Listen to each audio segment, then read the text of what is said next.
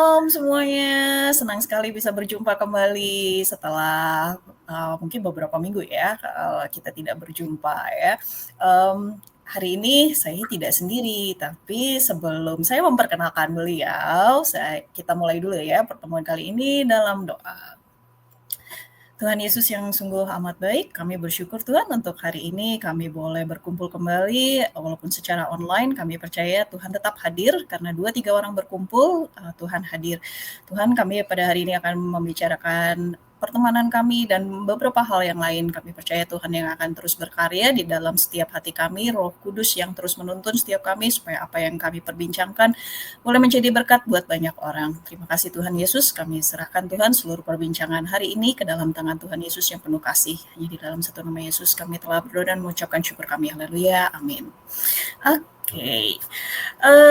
Nah, kalau ada pepatah ya di bahasa Indonesia ya, tidak kenal maka tidak sayang. Hari ini kita mau ngobrol-ngobrol nih. Ini teman lama saya ini. Nah, supaya Afdol perkenalkan diri dulu.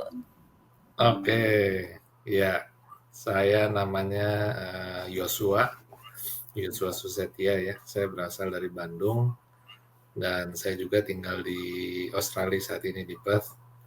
Kebetulan orang-orang dulu teman-teman saya termasuk ini Ibu Ratna nih kenalnya dengan nama Oci nih. Jadi ya itu ada sejarahnya cukup panjang kenapa bisa sampai ke nama itu. Ya, cuman jadi saya berasal dari Bandung dan saat ini saya berdomisili di Perth, Western Australia. Iya. Wah, keren. Ci, mungkin supaya teman-teman ini kok lucu ya, kita sama-sama orang Bandung tapi ketemunya waktu itu di Perth ya. Mungkin Oci bisa cerita dulu sedikit, kok bisa ketemunya lucu ya di Perth. Iya, betul-betul. Jadi waktu itu saya tinggal di rumah kos, ada beberapa orang di situ. Nah, kebetulan waktu kita masih kuliah itu kita suka membuat persekutuan. Nah, pas waktu tahun berapa ya? Nah, kita tuh aku masuk 2002 Ci. 2002 ya. 2002 Iya, 2002. Ya. Nah, disitulah Ibu Ratna ini masuk ya nak ke rumah kosan kita dan akhirnya mulai kenal dan saat itu ya kita mulai bersama-sama bergabung di dalam persekutuan ini gitu. Jadi kita bersekutu bersama menyembah Tuhan ya, membahas Alkitab dan sebagainya. Jadi itulah permulaannya kita bertemu. Iya. Lucu ya Ci ya, kita sesama orang Bandung malah nggak ketemunya di Bandung ya, ketemunya malah di Perth ya. Ya itu rencana Tuhan banget ya pasti ya Ci ya. Yes. Nah, mungkin Oci cerita deh, dulu tuh kan kenal Ratna bukan yang Ratna sekarang lah pasti ya gitu ya. Nah, kita mau bahas dikit tuh Ci, gimana tuh kayaknya prosesnya, kayak tadi kan kita kan awalnya belum langsung masuk ke persekutuan kan Ci gitu kan. Nah, mungkin Oci cerita dulu deh, gimana nih? Oke. Nanti kalau ada yang kurang ditambahin ya. Nah. Siap. Jadi iya betul. Jadi ya awalnya kan saya lupa persis kejadiannya, cuman waktu itu Ratna sempat masuk ke rumah ya, salah satu kamar. Nah di situ ya kita belum dekat seperti apa, cuman kita punya teman lagi namanya Stephanie, ya kan. Dan di situ kita mulai ajak ngobrol dan sebagainya, mulai inilah istilahnya pendekatan pendekatan ya. Dan kita sebenarnya punya tujuan waktu itu untuk setiap orang yang masuk ke rumah kos itu mereka boleh kenal Tuhan, siapapun mereka. Nah itu yang menjadi tujuan saya terutama ya, supaya setiap orang yang masuk ke rumah kos mereka boleh kenal Tuhan, mengalami Tuhan dalam hidup mereka. Dan ya Tuhan menjawab kerinduan itu. Akhirnya secara nggak sebentar juga ya, cukup waktunya cukup agak Lumayan. lumayan ya. Eee, lumayan sih Ci sebenarnya, kan waktu itu, pas kita pergi dulu kan sebenarnya, aku sama Stefany sama Alvin sama Alex kan pergi dulu kan yang, Iya betul. terus di tengah jalan sebenarnya kan kita mau hampir kecelakaan itu kan Ci, gitu kan, yang Oh iya, hampir betul betul. iya, heeh. Nah Ya, terus di habis situ itu pas yang ke daerah selatan kalau nggak salah ya, Albany ya? betul, iya betul. Itu kan jalannya kan soalnya lurus terus kan bikin orang Iya, juga betul. ngantuk gitu Nah ya itu dan ya benar. Itu mhm, sebenarnya ya, itu waktu-waktu yang luar biasa karena, pada waktu kita pergi bareng kan, itu mhm 2 mobil ya, mhm, 2 mobil. saya sama, eee, apa namanya, ex girlfriend yang sekarang sudah jadi istri nih, sama keluarga ya kan, bersama dengan Ratna dan teman-teman, Stefany dan sebagainya, kita pergi ke Albany. Nah, Iya, di sana itu memang ada sesuatu yang kota yang cukup janggal, sehingga, di saya tuh merasa ada something yang cukup mengganggu ya, mmm, sampai pas waktu kita jalan pulang itu dari Albany balik ke Perth, itu di tengah jalan nggak tahu gimana Tuhan kasih penglihatan. Tuhan kasih penglihatan bahwa ada sesuatu yang mengikuti ya. Jadi, istilahnya roh jahat, sehingga waktu itu kita sempat berhenti di pinggir. Saya bilang ke Alvin, saya bilang ke dia, "Doa, kita doa bersama." Jadi kita doa, habis itu kita jalan. Nah, rupanya pas di kilometer berapa saya lupa, itu dengan kecepatan 110. Nah, di sini kan di Australia kan karena jalannya sepi, orang jalannya cepet-cepet ya. betul. Tiba-tiba dari jalur sebelah kanan yang berlawanan arah ada mobil masuk tanpa ngerem langsung masuk ke jalur Betul, kita. iya Ya, nah disitulah terjadinya ini ya, dan puji Tuhan tidak terjadi iya kecelakaan karena iya, Tuhan puji Tuhan. benar-benar melindungi, ya kan. Dan Iya, akhirnya oh, ya saya cuma lihat di kaca spion aja, saya lihat wah ini mobil belakang, kenapa ini si Alvin mobilnya jadi ini kan, zigzag jalannya mana waktu itu. kemana gitu. Iya Nah akhirnya dalam 10 menit setelah kita nyetir, kita berhenti dulu di pinggir. iya Ya kan kita berhenti dulu di pinggir, saya kepingin supaya si Alvin teman kita ini tenang juga gitu. Mungkin kita berhenti sekitar 10-15 menit, setelah itu kita jalan lagi ya, begitu kita jalan lagi, iya nggak berapa lama kemudian kita ngelihat di depan itu beruntun kecelakaan mungkin lebih dari 10 mobil waktu itu ya, iya beserta dengan iya bis juga. Di situ iya kita ngelihat akhirnya itulah perlindungan Tuhan ya. iya. Benar ya? Ya itu puji Tuhan banget ya, waktu itu kan tadinya Stefan itu udah mau angkat rem tangan kan, terus nggak jadi kan, kalau dia angkat rem tangan juga mungkin mobil kita udah kebalik tuh waktu itu. Iya, Iya itulah luar biasa. Akhirnya itu jadi ini ya, Nak, pengalaman ya, Nak, bahwa Tuhan itu iya. hidup. Itu tapi masih belum kan, Ci. Setelah itu baru kan aku masuk kuliah dulu, terus kan sempet tuh masih tuh sama, temen kita satu lagi tuh kan, masih pergi ke Ah, gereja yang sama kan, habis itu terus, iya. ada retret Betani itu kalau nggak salah tuh ya, Ci, ya? Kalau, Betani Oh ya? iya. Heeh. Nah, di situ iya, daripada di rumah nanti sendirian bingung loh, nanti nggak bisa makan, nggak bisa apa, ikut aja gitu kan. Ya, nah, jadi ikut Iya kan di iya, situ. Ya, iya. benar, luar biasa. Nah mhm. Iya, di Itulah situ terjadinya ini ya. mhm. Iya, pengalaman, deeper in God-nya di situ sih, Ci, sebenarnya ya. Waktu dulu kan, Iya iya, aku tuh ngelihat ya kayak kehidupanku tuh kayak, wah kacau ya, kalau ngelihat sendiri tuh jadi kayak malu sendiri gitu kan, gitu posisinya. iya Jadi ya iya. iya, di situ terus Oci ngajakin kan, "Ayo baptis," gitu kan, Ci, ya. Iya iya. Iya iya, Luar kalau biasa mau seperti itu. dari kita masih zamannya culun ya, Ci, ya, mau Wah, rambut masih potongannya belum juga banget, belum beda banget gitu ya. itu baru berubah. Iya, sampai sekarang Oci udah punya Agrita sebagai istri, udah punya anak juga. Nah, mungkin cerita nih, Oci pelayanannya sekarang gimana? Mungkin kan beda ya, Ci, sama dulu gitu kan. Dulu kan mungkin, Iya kuliahnya di mana gitu kan. iya. Iya, puji Tuhan ya. Gimana mau mau aku cerita ke pelayanan langsung atau dari awal mula aja ya? Kenapa Boleh bisa dari sampai awal mula aja, Ci, biar seru kan orang biar kenal sama Oci juga. Oke. Siap. Ya ini ya kesaksian semuanya buat kemuliaan Tuhan ya. Semuanya buat kemuliaan Tuhan. Jadi nggak ada dari kehebatan diri sendiri dan sebagainya. Jadi awal mulanya itu saya itu dilahirkan di keluarga Kristen. Ya puji Tuhan, papa mama saya itu benar-benar berpegang kepada firman Tuhan itu begitu luar biasa ya. Karena papa saya itu sebelumnya dia sampai hari ini dia arsitek.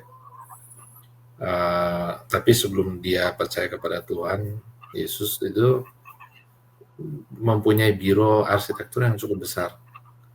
Nah itu proyeknya benar-benar di mana-mana ya. Cuman pada saat saya kasih singkat background ceritanya. Jadi pada saat dia mulai kenal Tuhan, ikut satu persekutuan yang akhirnya sebenarnya persekutuannya melenceng jauh. Nah disitulah terjadinya kemerosotan ya di dalam hidup, terutama di dalam perekonomian. Tapi di sisi soal Tuhan, dia begitu mencari Tuhan sehingga akhirnya banyak pengalaman ya. Nah, waktu saya lahir itu keadaan ekonomi keluarga itu dalam keadaan yang sulit sekali sebenarnya. Sangat-sangat sulit. Dan saya itu pernah hampir mati 2 kali waktu bayi. Terkena komplikasi. Dokter sudah angkat tangan. Dan waktu itu puji Tuhannya pas papa mama saya ikut persekutuan itu diajarkan untuk berjalan dengan imannya itu begitu kuat. Sehingga akhirnya nggak ada lain cerita, hanya berpegang kepada firman Tuhan. Firman Tuhan bicara A, dia cuma pegangnya seperti itu. Harus terjadi seperti itu. Nah, jadi singkat cerita waktu saya lahir itu sudah hampir mati 2 kali, tapi puji Tuhannya ya, sementara dokter angkat tangan, Tuhan turun tangan. Amin. Mereka berdua hanya percaya kepada firman Tuhan, dan dari kecil waktu itu saya sering melihat waktu kita keadaan susah itu kan susah untuk beli obat, ke dokter aja susah, sehingga akhirnya mereka cuma pegangan Markus 16 ayat 17-18. Tanda-tanda ini menyertai orang yang percaya, bukan yang disebutnya sebagai pendeta, evangelis, nggak ada ayatnya di situ ya. Jadi di situ cuma ditulis tanda-tanda ini menyertai orang yang percaya. Ya kan, di dalam namaku kamu akan mengusir setan, terus sampai ke bawah dibilang, dan kamu akan menepangkan tangan ke atas orang sakit dan orang itu sembuh. Nah ini benar-benar terjadi bukan hanya sekali 2 kali ya. Di dalam hidup saya dari sejak kecil sampai saat ini, terutama pas saya masih bersama dengan orang tua ya, saya melihat itu gitu. Adik saya sakit, ya mereka cuma tumpang tangan doakan, itu hitungannya dalam 3 hari harus sembuh. Itu benar-benar terjadi tanpa obat dan sebagainya. Nah, karena saya melihat itu ya dan mengalami sendiri, nah udah itu setiap kali itu dalam keluarga ya, sehingga waktu papa saya mulai masuk ke dalam pelayanan, setiap kali pulang pelayanan itu dia cerita ke saya, ke anak-anak, dia cerita, wah di sini terjadi mujizat nih, ya orang yang dirasuk setan pada lepas gitu kan, terus yang sakit yang udah patah tulang 3 Tuhan sembuhkan, kanker dan tumor Tuhan sembuhkan. Jadi akhirnya setiap kali dia cerita itu membuat saya tuh semakin haus.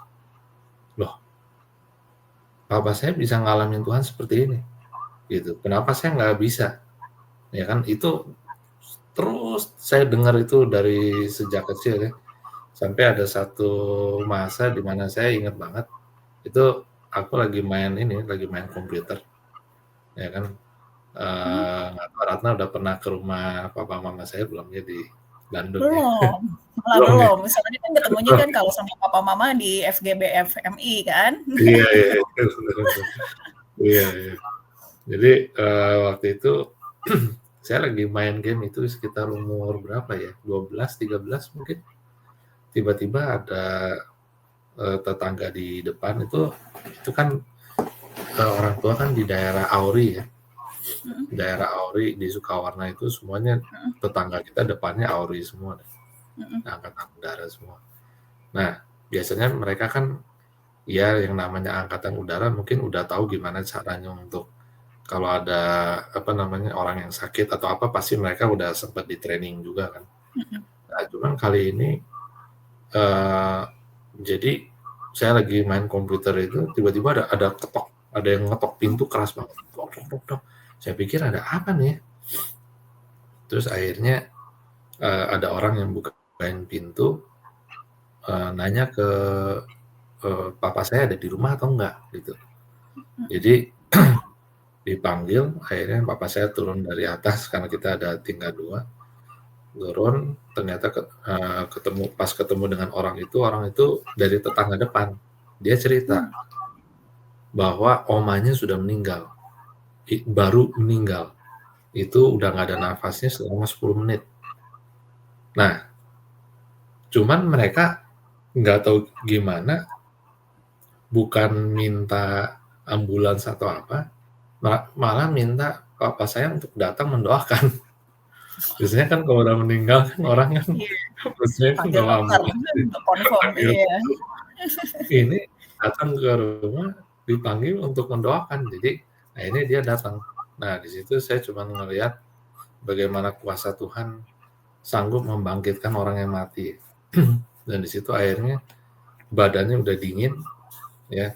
Saya cuma dengar papa saya berkata kepada oma ini, dia bilang di dalam nama Tuhan Yesus, kembali kepada kesadaranmu dan bangun. Dia cuma berdoa seperti itu. Dalam waktu 5 menit, kalau nggak salah, matanya melek. Gitu. Itu udah lebih dari 10 menit tuh, berarti udah 20 menit lebih. Itu. Udah nggak nafas, udah nggak ada denyut nadinya, badannya udah dingin. Itu langsung balik lagi, terus mulai menggerakkan tangannya dalam 10 menit, 15 menit, akhirnya duduk, sehingga papa saya bisa kasih instruksi ke anaknya, ke cucunya. Itu cucunya di situ untuk kasih makan, gitu, untuk kasih minum. Nah, di situ kan saya semakin ini kan, udah ngelihat mujizat dan sebagainya. Itu yang membuat saya menjadi pas saat itu, wah ternyata Tuhan itu luar biasa. Nah, sejak saat itu saya mulai cari Tuhan. Kebetulan pas di zaman-zaman itu ada satu hamba Tuhan yang mulai terkenal, namanya Robert Liardon. Salah satu buku yang muncul waktu itu tahun 90-an kalau nggak salah judulnya Harga dari Kuasa. Saya pas lagi nyari divisi, loh kok ini ada buku menarik banget nih. Saya beli, saya langsung praktekin. Nah, saya kan udah diajarin juga sama papa mama di rumah ya. Tapi dengan adanya buku itu membuat saya jadi sangat terbakar sekali gitu. Untuk saya mengalami apa yang dia alamin juga. Dia bilang seperti itu, kalau orang mau melihat kuasa Tuhan, dia istilahnya kita harus benar-benar mencari dia sampai akhirnya kita ketemu dengan dia. Nah, itu nggak berhenti, itu umur 14 ya. Umur 15 akhirnya saya mulai dipanggil di kebaktian remaja untuk mulai sharing firman. Tapi saya masih belum puas tuh. Saya kepingin lihat Tuhan, Engkau harus memanifestasikan kuasa-Mu. Gitu. Ya, saya dibaptis Roh Kudus juga pada umur 10. Ya, saya mau berbicara dalam bahasa roh pada waktu itu. Tapi terus saya benar-benar begitu haus sekali. Sampai akhirnya waktu umur 17 saya dikirim untuk join sama YWAM. Youth with a Mission ya, Yayasan Wahana Anak Muda kalau nggak salah di Indo ya. Nah, di situ itu kan khusus belajar mengenai karakter kan. Jadi karakter kita digembleng dan sebagainya. Tapi sementara saya belajar mengenai karakter Kristus dan sebagainya, itu saya juga kehausan itu nggak berhenti.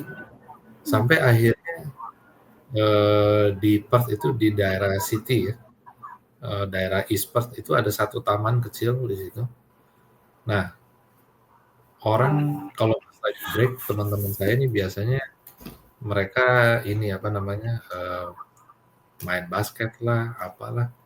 Nah, saat itu saya malah pergi ke taman itu. Saya pergi ke taman itu, saya bawa dulu kan pakai Walkman ya, ada Walkman kan, pakai tape gitu kan, ada Walkman, ada Iya, zaman tape-nya. kita masih Walkman. Saya pakai earphone.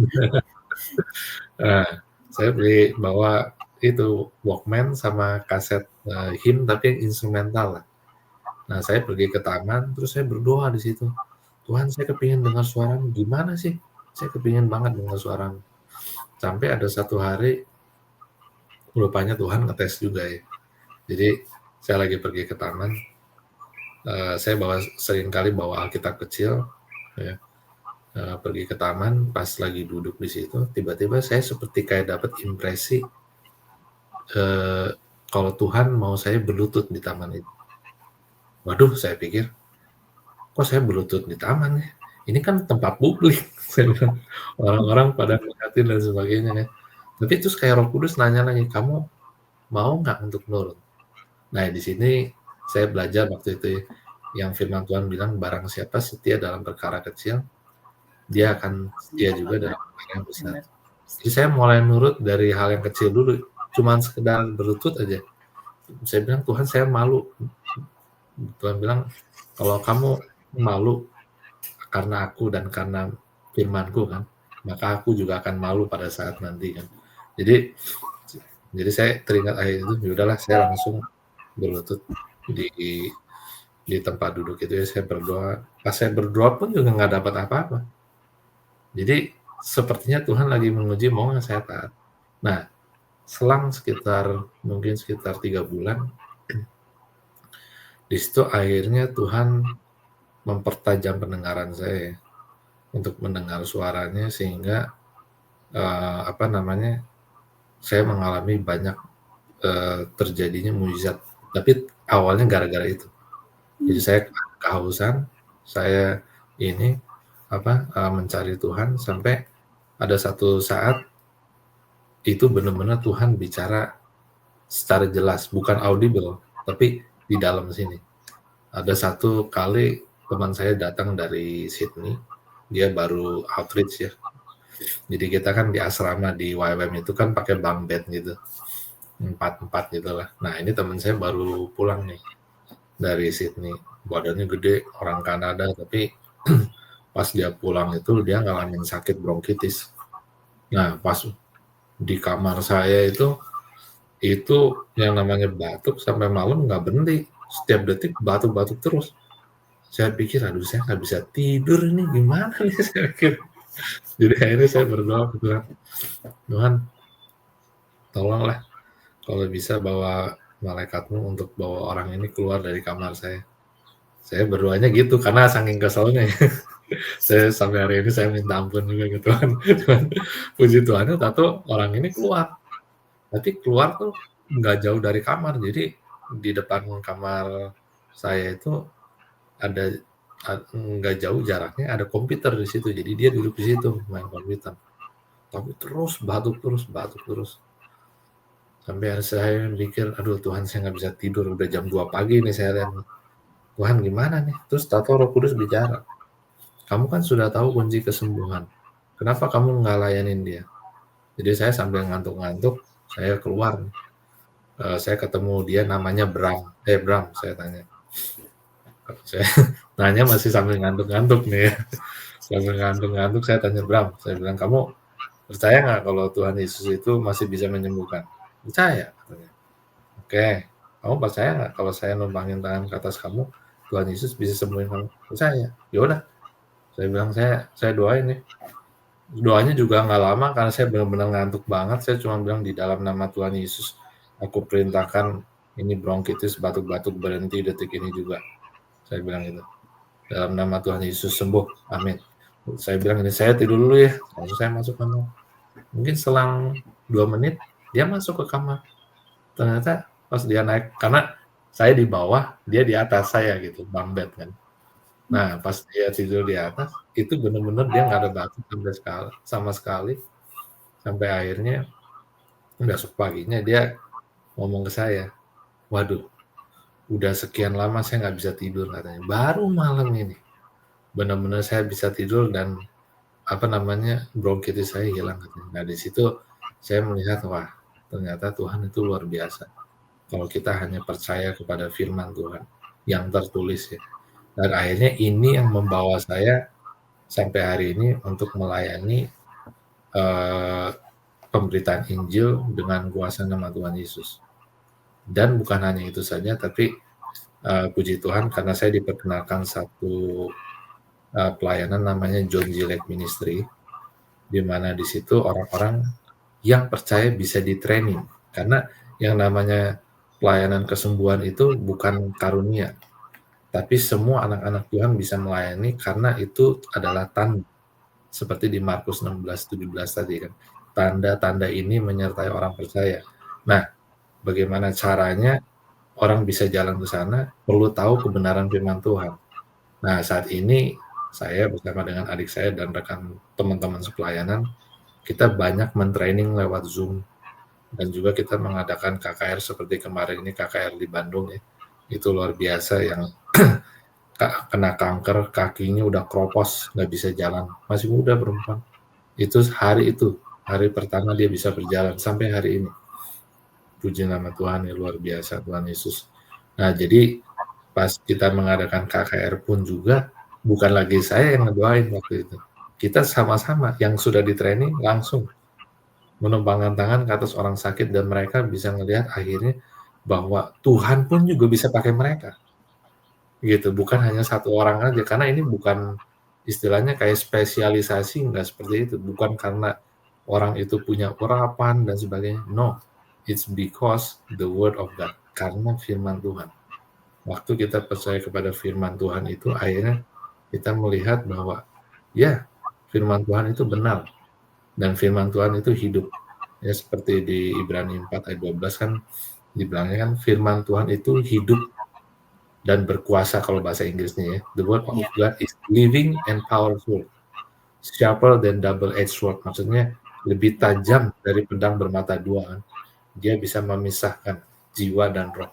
Nah, jadi firman Tuhan ini, Alkitab yang kita punya ini benar-benar luar biasa sekali. Kalau kita bisa percaya ini, wah dahsyat. Ya itu ceritanya. Jadi sampai hari ini layanannya dari yang tadinya persekutuan, kita malah training sekarang.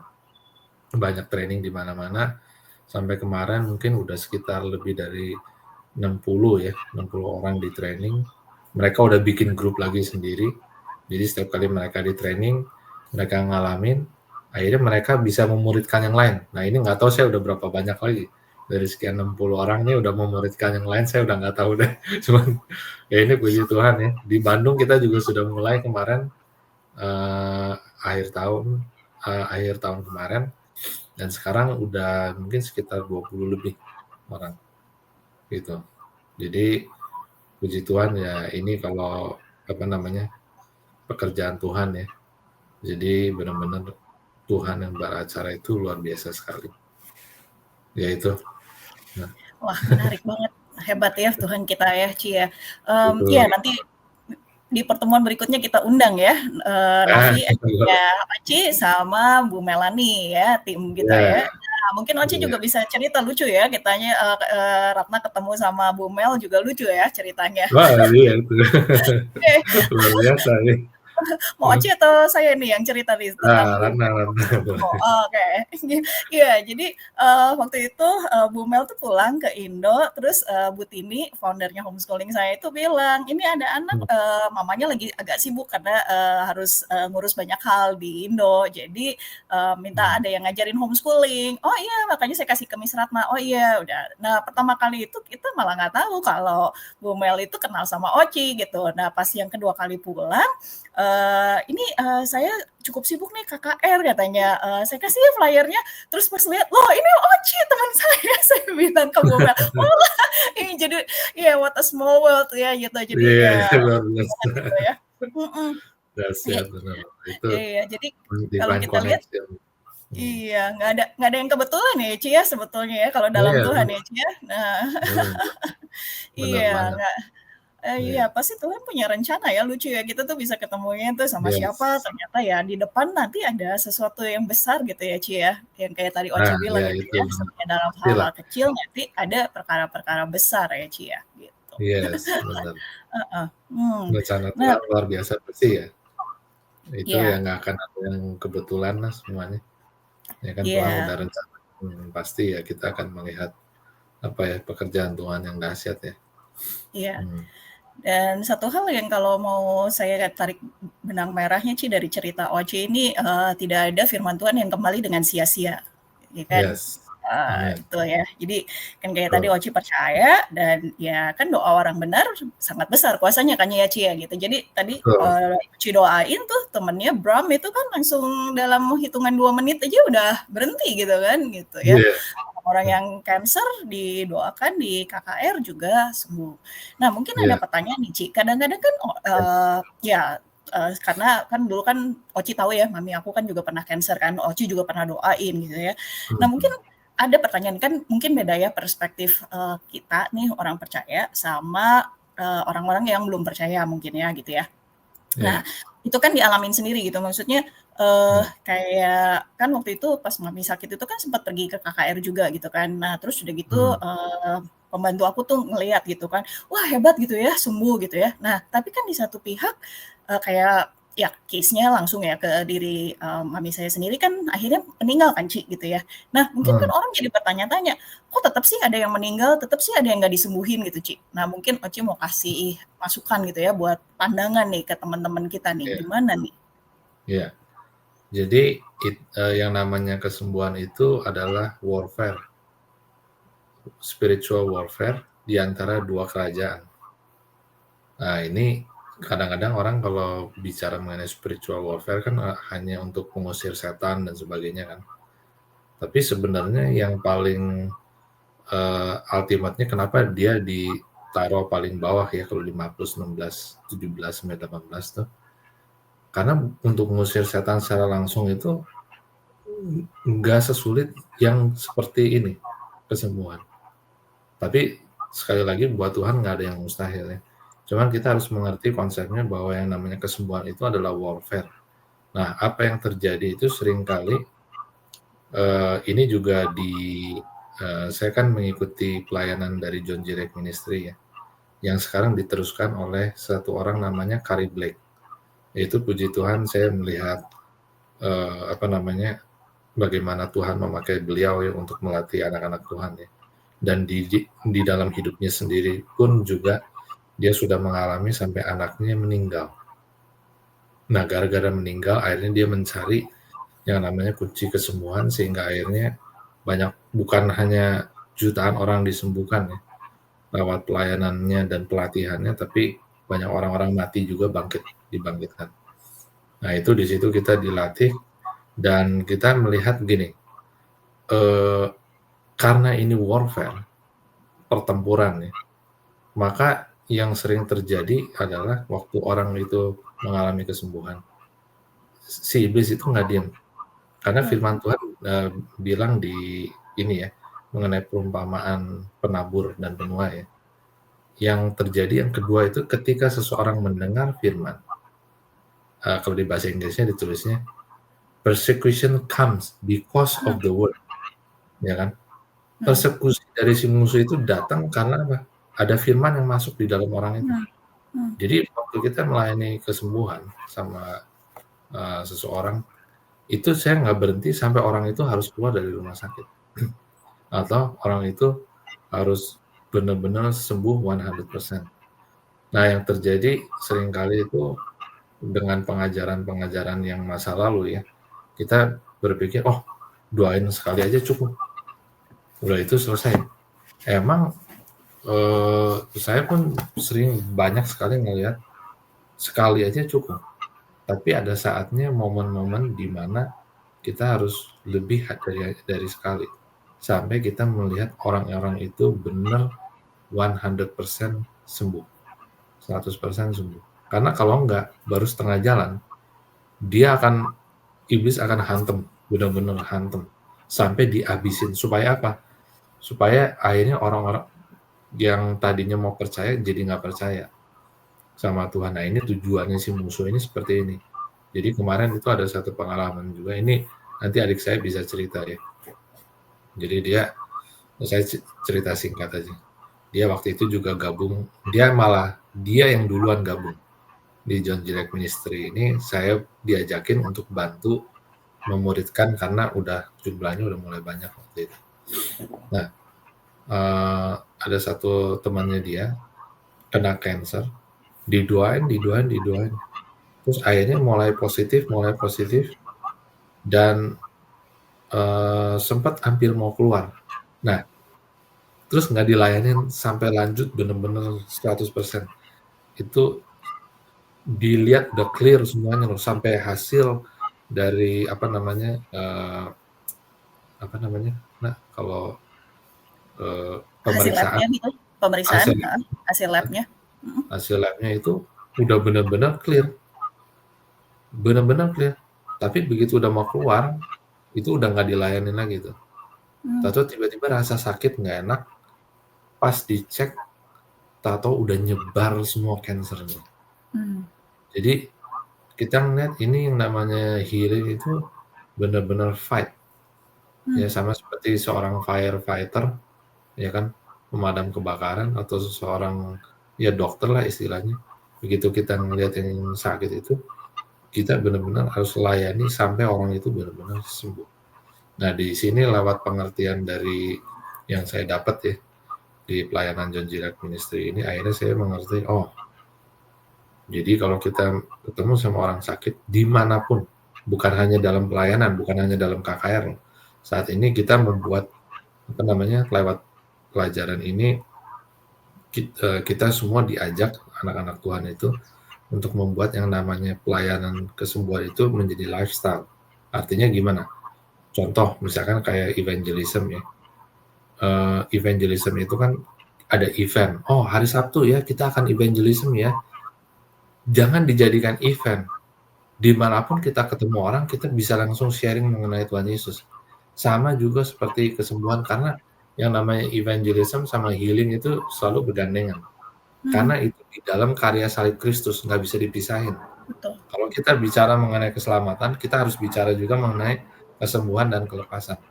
Nah, Betul. Karena saya di-train seperti ini dan nangkep seperti ini, akhirnya kemanapun saya pergi, ya sampai hari ini, kemarin juga baru ketemu lagi orang yang sakit dan Tuhan langsung sembuhkan di jalanan. Nah, puji Tuhan itu. Tapi intinya adalah bahwa healing itu adalah warfare.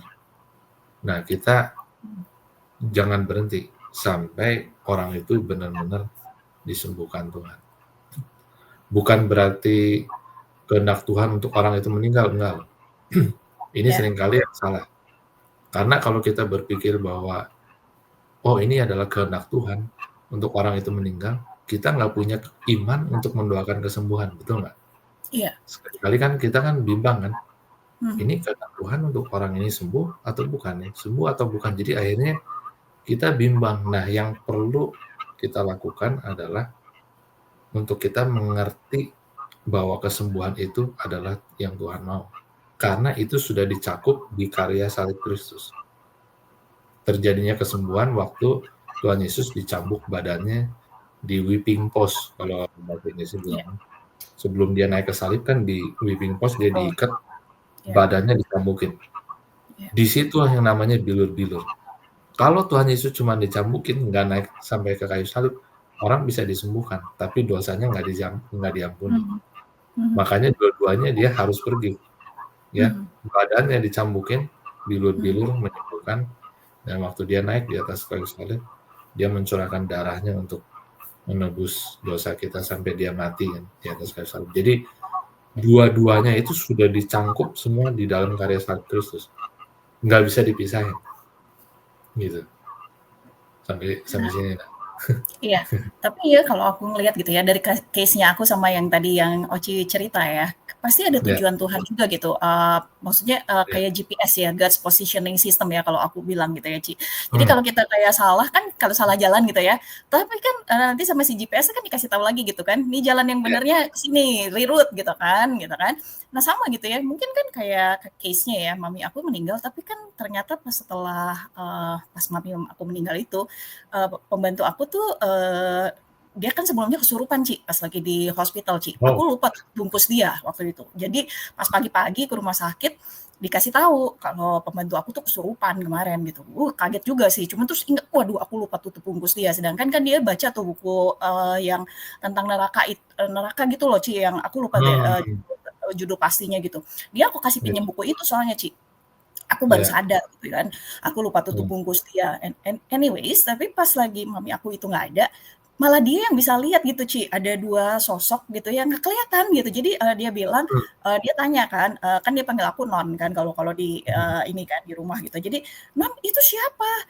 Terus, saya bilang, "Nggak ada siapa-siapa, Kak," gitu, namanya Ika kan nama pembantu aku.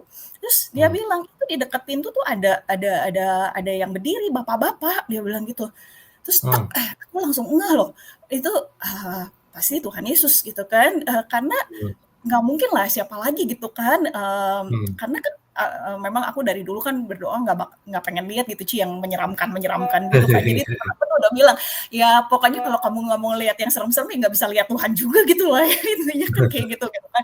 Nah jadi terus dia bisa lihat, terus langsung aku tebak, langsung aku bilang gini, "Oke, Kak, yang kamu lihat itu, mukanya bercahaya banget gitu kan, terus udah gitu, kayak begini begini begini."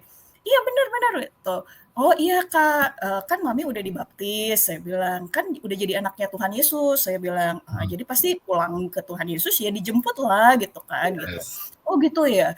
Ya jadi maksud aku kayaknya Ci, kalau menurut pengalaman aku ya, nggak tahu bener nggak tahu salah ya, itu kan mungkin karena kan pengalaman pribadi ya. Jadi Ya, ya kayak tadi gitu, mungkin ada momen-momen di mana yang, ya mungkin kita tetap salah jalan gitu ya, tapi Tuhan pasti akan kembalikan ya yes, dengan GPS-nya betul. itu gitu ya, dengan sesuai dengan rencananya gitu kan, ya kalau aku ingat gitu ya di firman Tuhan kan ada yang bilang gitu ya, "Kemanakah aku dapat pergi ya menjauhi roh-Mu Tuhan," gitu kan, kemanapun kita pergi pasti ada roh Tuhan yang akan bawa balik Ya, kayak tadi yang aku bilang ya, Ci, ya, firman Tuhan tuh nggak ada yang betul, sia-sia ya, dikembaliin lagi gitu kan, ayo balik gitu kan, Ci, bener nggak sih betul. kayak gitu?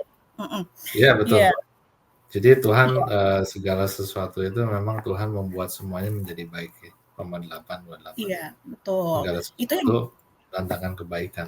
Hmm. iya, itu, ini banget Ci, kalau di aku tuh ngerema banget gitu ya Roma 8:28 itu gitu. Soalnya, Hmm. mungkin ya, kan di satu sisi itu kita kadang-kadang bergantung sama orang tertentu kan Ci, gitu. Ya mungkin aku Yes. dalam case ini kan, financially atau ya emotionally gitu kan, bergantung sama mami kan, gitu kan. Tapi kan Hmm. begitu mami nggak ada kan, aku jadi put trust-nya sama Tuhan, karena kan nggak ada siapa-siapa lagi gitu kan Ci, gitu kan. Jadi Yes. memang ada kayak satu momen di mana kayak Tuhan tuh bilang, "Udah percaya 100% sama aku," gitu loh, bahwa aku bisa ngejamin hidupmu gitu kan, kayak gitu-gitu sih, Ci, Ya. gitu. Itu sih pengalaman pribadi aku ya, mungkin nggak bisa disamain sama orang lain sih, Ci, gitu. Cuman Ya. mungkin itu dari side aku ya, dari pandangan aku sih gitu, Ci, gitu. Ya, betul sih. Jadi memang dalam segala sesuatu ya kita lihat di firman Tuhan juga ya banyak ya kejadian-kejadian dari anak-anak Tuhan, hamba-hambanya Dia yang mengalami yang nggak enak, tapi sebenarnya ujungnya itu Tuhan udah punya rencana. Jadi Iya, yang kita bisa percayakan adalah bahwa Tuhan itu adalah Tuhan yang baik. betul. Apapun yang terjadi, tetap bahwa Dia itu adalah Tuhan yang baik. Aku jadi Gitu. keinget satu ini Ci, satu khotbahnya hamba Tuhan, dia bilang justru kita itu tumbuh ketika kita ada kayak di biji ya, benih gitu, di dalam tanah gelap kan gitu, justru malah pertumbuhannya kan harus dia nguatin akar di situ kan, kita tuh bisa menguatkan Betul. kepercayaan kita tuh di masa-masa gelap itu kan gitu sama Tuhan, justru Yes. bukan ketika kita lagi happy gitu kan yang, terus kita gampang bersyukur gitu kan, tapi malah Ya. justru melalui penderitaan ya, mungkin kayak Ayub gitu ya, kan Ayub kan dulunya kan dari kata orang gitu kan, tapi begitu dia mengalami Hmm. sendiri terus dia bilang kan, "Sekarang aku ngalamin sendiri nih pengalaman sama Tuhan," gitu kan, Iya. gitu. Kayak gitu sih, itu sih kalau dari Iya. sudut pandang aku sih, Ci, gitu. Yes. Yes. Mantap. Mhm, luar Iya, biasa. ya ini cerita yang menarik ya, kayaknya kita bisa nyambung ke banyak hal sih, Ci, Nah, iya. tapi kita undang, Novi sama Bu Mel juga ya, biar bisa cerita lebih panjang lagi juga ya, seru ini Iya, ya. betul Nanti betul. juga ada topik mungkin yang kita juga bisa bahas Ci ya, pengkhianatan dari Iya temen gitu ya kan, ya kalau teman kan nggak iya selamanya mulus ya Ci ya gitu ya, kan, iya, kayak betul tadi ya kita bisa berbuat kesalahan, nah apa yang harus kita betul. lakukan sama teman ketika salah, nah itu kan Oci udah punya pengalaman lah ya, aku pernah jatuh salah gitu kan dan segala macam juga Iya kan pasti Oci bisa kasih insight ya buat teman-teman semua gitu ya. iya iya. Itu bagus Iya, juga sih mengenai pertemanan itu ya, memang, wah banyak lah saya pengalaman itu dikhianatin, dijahatin, diomongin orang, nah bahkan ya belum belum belum lama ini. Tapi ya, apa namanya, kita sebagai anak Tuhan harus merespon dengan benar ya, dan iya nggak gampang betul, gitu. Karena iya yang namanya orang disakitin ya hati, gimana sih gitu kan. Saya cuman punya prinsip, eee, apa namanya, Tuhan Yesus aja sudah dihina, bahkan dirajam sampai mati oleh orang-orang yang Dia kasihi ya sebenarnya. Nah, itu saya cuman pegangannya, Ibrani 12 gitu. Di situ saya akhirnya bisa sampai hari ini saya menghubungi orang itu dan, apa namanya, istilahnya chatting ya di WhatsApp, meskipun, kita juga harus wise, maksudnya betul kalau udah tahu orang ini ada punya kelemahan di sini, kita juga harus jaga-jaga jangan sampai betul terulang lagi keadaannya sama kan. Nah, itu betul kita juga harus wise. Tapi pada saat yang bersamaan juga kita bisa mengampuni orang yang bersalah, karena pada waktu kita ngelihat Tuhan Yesus, akhirnya kita punya kekuatan gitu. Dia aja betul, lebih dahsyat lagi dikhianatinnya kan. iya. Masa aku yang cuman segini aja kayaknya bersikukuh nggak mau ini gitu istilahnya. Ya kan? Itu pasti Benar kan? panjang. Nah, jadi kita jadi topik sendiri lagi ya, Ci, ya. Nah, iya boleh lah. Seru Ya, seru. Ya, di waktu yang lain. Nah, itu boleh tuh. iya. Ya. Oke, mungkin kita ngobrol-ngobrolnya sampai sini dulu, Ci, supaya teman-teman juga mungkin Ya, kalau yang ini bisa ya, supaya penasaran gitu kan, pengen dengerin kita lagi, Ci, next time gitu ya, dengan cerita-cerita Oci gitu ya. siap. Nah, iya mungkin Oci yang tutup, pertemuan kita dengan doa hari ini, Ci? Oke. Ya, kita tutup ya. Sebelumnya mungkin saya diingetin satu hal ini aja. Kita sebagai anak-anak Tuhan harus mengerti identitas kita di dalam Kristus itu siapa. Waktu kita bilang diri kita sebagai anak, berarti anak sama orang tua tuh nggak ada bedanya.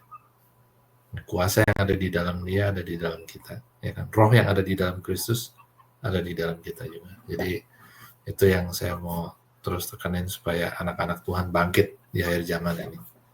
Ya, mari kita berdoa. Bapak, kami mengucap syukur, terima kasih Tuhan Yesus buat perbincangan hari ini. Kami tahu dan kami percaya Tuhan Yesus bahwa Engkau akan memakai perbincangan ini Tuhan Yesus untuk membangkitkan anak-anak-Mu ya Tuhan. Untuk mencari Engkau sungguh-sungguh Tuhan. Karena kami tahu Bapa bahwa waktunya sudah sangat singkat. Dan kami berdoa Tuhan, biar lewat podcast ini Tuhan, banyak jiwa-jiwa yang dijamah oleh Engkau Tuhan. Mereka yang sudah suam-suam kuku, kehilangan api, mulai terbakar kembali. Sehingga mereka bisa terus mencari Engkau Tuhan. Dan terus Tuhan mengalami perjumpaan bersama dengan Engkau. Terima kasih Bapak, berkati Ratna dan seluruh tim yang melakukan podcast ini. Tuhan, Kau berkati pelayanan ini, biar pelayanan ini berbuah dan menghasilkan buah yang luar biasa Tuhan, dan biar jiwa-jiwa diselamatkan, jiwa-jiwa dilepaskan ya Tuhan Yesus, dan jiwa-jiwa boleh diberkati, boleh mendapatkan hikmat dari Tuhan bagaimana berjalan di dalam kehidupan ini. Terima kasih Tuhan Yesus, kami mengucap syukur Bapa. Kami serahkan Tuhan rencana selanjutnya ke dalam tangan-Mu, di dalam nama Tuhan Yesus Kristus. Kami berdoa dan mengucap syukur. Amin. Thank you, Ci. Ya, Sama-sama. sampai ketemu lagi ya, Ci, kita Sampai ketemu lagi. ngobrol-ngobrol lagi. Thank Ya, you. bless. God Yo. bless. bye semua, sampai ketemu Bye-bye, lagi. bye-bye. God bless. Ya.